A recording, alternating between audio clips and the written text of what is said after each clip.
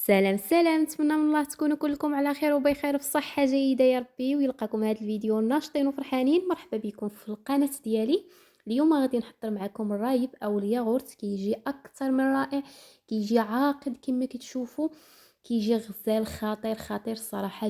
جا غزال، جا خطير عاقد ما تفرقوش بينه وبين الياغورت ديال برا. جا رائع بنين، مذاق بحال الياغورت تماما، وكيجي عاقد كما كتشوفوا، وبطريقه اللي سهله بدون تعقيدات.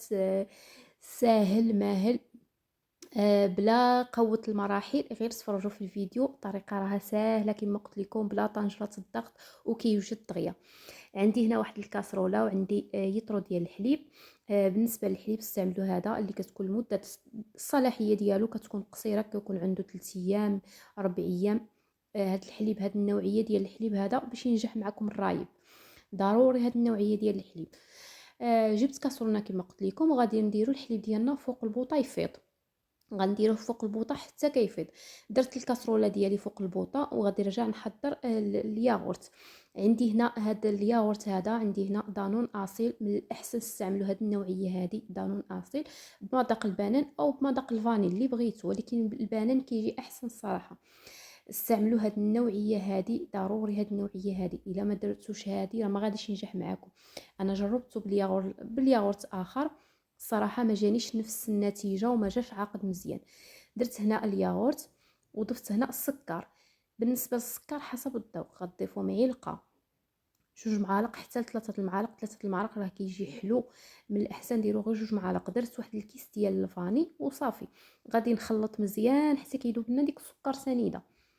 خلطوا مزيان حتى كيذوب ديك السكر وصافي. وغادي نخليو الزلافه ديالنا على جانب حتى كيفيض لنا الحليب ويبرد، وغادي نضيفوا هاد الياغورت في الحليب.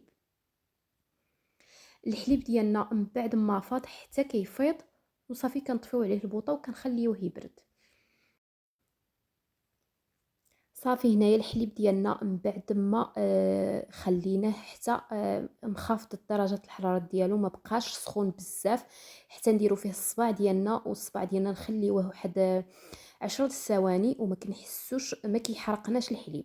حتى نخليو الحليب ديالنا ملي كنديرو فيه صباعنا ما كنحسوش هكا بالحليب كيحرقنا في صباعنا، يكون سخون، الحليب سخون.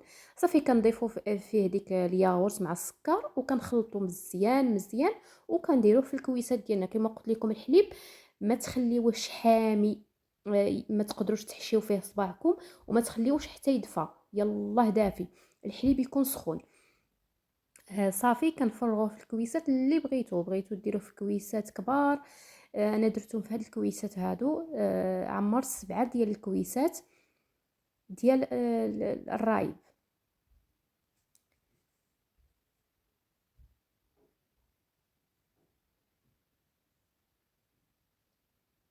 صافي هنا. والطريقه اللي غادي نديرو لهاد الرايب، كنجيب واحد البانيو وكندير فيه واحد المنديل كيف ما كان، واحد المنديل، وكنجيب واحد البلاستيكه ولا سلوفان. انا جبت غير بلاستيكه عاديه، بلاستيك غذائي، وغطيت داك الكويسات مزيان، ورجعت عليهم داك المنديل، غطيوهم مزيان وصافي. رجعت عليهم داك المنديل، وغادي نجيب واحد البانيو اخر كبر من البانيو اللي درنا فيه الكويسات، والماء يكون حامي. انا درت الماء من الشوفو، طلقت الشوفو حتى بدا كيجيني الماء حامي ودرتو. نتوما الا ما عندكمش الشوفو غادي تسخنوا الماء حتى يرجع حامي، ما تقدروش تستحملوه تقريبا غليان، وغديروا ديك البانيو في الوسط ديال ديك الماء، وغتغطيوه على هذا الشكل هذا بشي فوطه تكون غليظه. انا غطيته غير بدره عاديه، وغادي نجيب واحد البلاستيكه وغادي نغلق النفس في ديك البانيو باش كيبقى شايد السخونيه. هذه الطريقه هذه ناجحه 100%. كما قلت لكم ديروا الماء حامي في البانيو الكبير، وديروا البانيو اللي فيه الكويسات ديالكم وغطيو بواحد المنديل، وديروا البلاستيكه غلقوها مزيان. ودرتو انا في الليل وفي الصباح حليت عليه، درتو مع ديك 9 ديال الليل ومع 10 ديال الصباح حليت عليه. هانتوما النتيجه، والله القسم ما حليتش عليه من قبل حتى حليت عليه قدامكم. ما حليتش عليه زعما من قبل وعاد صورت. حليت عليه قدامكم. درت العمليه مع 9 ديال الليل وحليت عليه في 10 ديال الصباح. كان عاقد قبل ما نديرو لا في الثلاجه لا والو، كما قلت لكم والله القسم حليت عليه قدامكم قبل ما نشوفو. انا حليت عليه قدامكم، شوفوا النتيجه كيجي عاقد رائع رائع رائع كيجي. وكما قلت لكم ما تفرقوش بينه وبين دانون او الياغورت، كيجي غزال بنين. حضروه رمضان للسحور، حضروه في الصباح وفي السحور كيكون واجد. حضروه هكا في الصباح ملي تفيقوا في الصباح حضروه، وفي السحور كيكون واجد كيجي رائع رائع الصراحه. غير جربوا على هذه الطريقه. كما قلت لكم الماء يكون سخون يكون حامي، ديروه في البانيو وغلقوا عليه ببلاستيكه. البلاستيكه هي اللي كتخليه شايط سخانه. شوفوا كيف كيجي عاقد، نتيجة غزالة غزالة غزالة وبنين بنين. ما نعاودش لكم شحال جا بنين.